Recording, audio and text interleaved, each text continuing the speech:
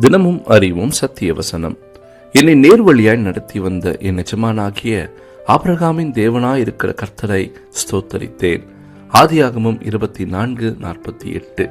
என கண்பானவர்களே, தன்னுடைய எஜமானுக்கு ஊழியம் செய்ய புறப்பட்ட ஊழியக்காரனை கர்த்தர் நேர்வழியாய் நடத்தி அவர்கள் காரியங்கள் கைகூடி வர செய்தார்.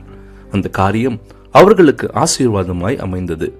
ஆம், கர்த்தர் நேர்வழியாய் நடத்துகிறவர். அவர் நீதியின் தேவன். நம்முடைய மனித ஆலோசனைகள் பல நேரங்களில் மாற்று வழிகளையும் குறுக்கு வழிகளையும் யோசித்து நினைத்த காரியங்களை அடைந்து விடலாம் என்று முயற்சி செய்யும். ஆனால் அப்படி அடையும் ஆசீர்வாதம் நன்மையாய் அமைவதில்லை. நாம் கர்த்தருக்கு காத்திருந்து அவர் காண்பிக்கும் நேர் வழியில் நாம் பயணிக்கும் பொழுது நம்முடைய காரியங்கள் எல்லாம் நன்மையாய் கர்த்தர் அமைத்துக் கொடுப்பார்.